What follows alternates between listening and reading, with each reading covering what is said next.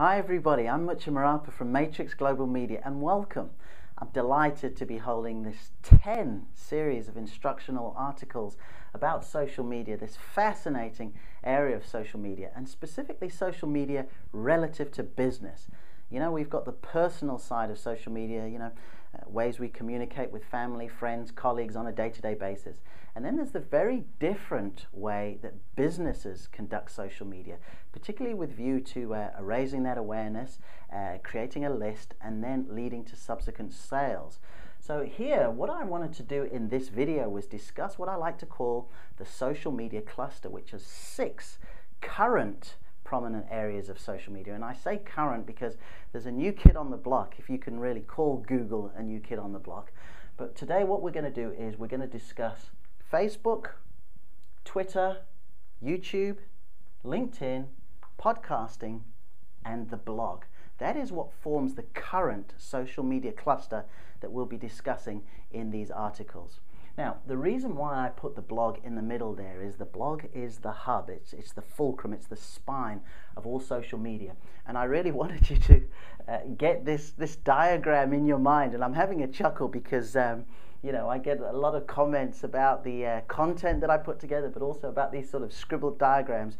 But I'm a very visual person, and I think once you get to look and see the relationship that I'm trying to sort of have you take on, if you will, with regards to your social media, you'll appreciate certainly where I'm coming from, if not the quality of my artwork. So here we go. We've got Facebook, we've got Twitter, YouTube, LinkedIn, podcasting, and too often we look at these as isolated elements of the social media cluster. So for example, what do we want to do? We want to have 500 fans, we want to have 3,000 fans, we want to have 1,200 followers on Twitter, we want to have so many views on YouTube, we want to have that magical 500 plus classification in LinkedIn, and of course we want to go ahead and put together all sorts of wonderful podcasts. But the mindset that it's vitally important that you adopt is what happens when you have folks in these certain areas of the cluster. You need to ensure that the call to action involves sending them to your blog. And the reason is for this is the second point that I wanted to stress is that this has often been described as rented space.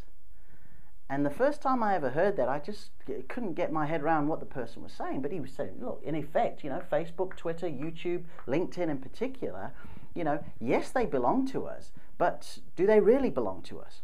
So anytime you can get the majority of your followers to go to your blog, register their details where you can capture some information, that's very powerful for you to know that, heaven forbid you get that dreaded Facebook slap or YouTube change the way the game is currently being played, and all of a sudden you're thinking, oh my goodness, I get the majority of my business through these outlets. Well, if you're sending the majority of your business to your blog regularly, and you're providing opportunities to interact on your blog with them, registering their details, you'll be in really good shape. So be sure to direct much of your social media traffic to your blog or of course to your website. The other reason I wanted you to see this was just to look at the isolated areas and see, are there any parts of the cluster that you are spending more time on than others? And if so, with what sort of results? Let me explain. If you're an event management company or a resort or a restaurant, of course, naturally, the tendency is you think that you can get the camera up, you can film some things there, and YouTube lends itself more than LinkedIn does. However, just giving myself as an example, I love to walk in the mornings. So I've always got my iPod and I've got some MPEGs and I'm listening, MP3s, I beg your pardons, and I'm listening to things. So if you went ahead and actually created a few podcasts and they were in areas that I was interested in, the likelihood is I would spend more time listening than watching.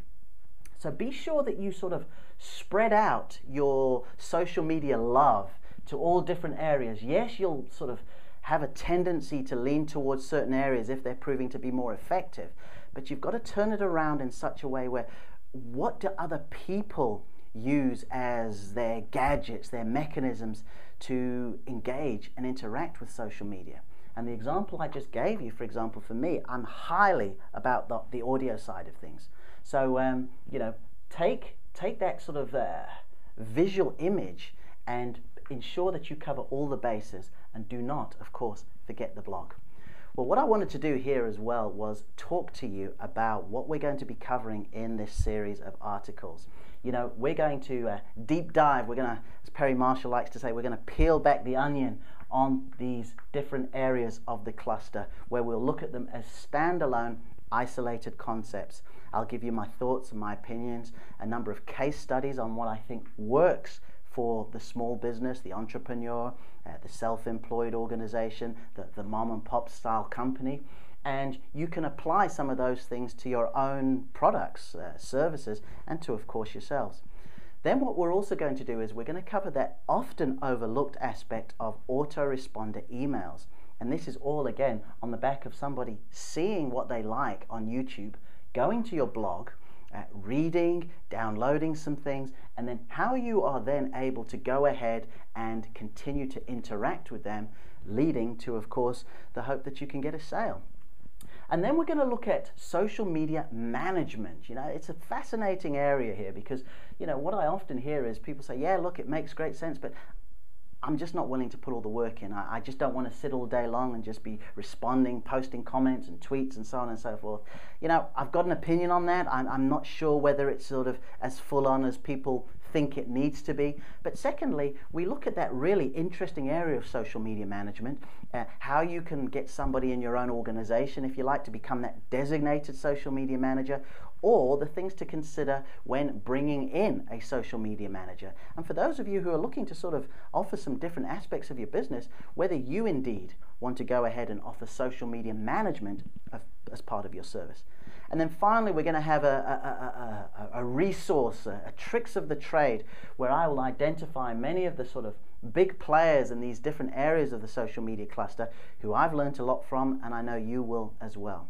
Well, thank you. I appreciate you taking time to watch this very quick presentation here.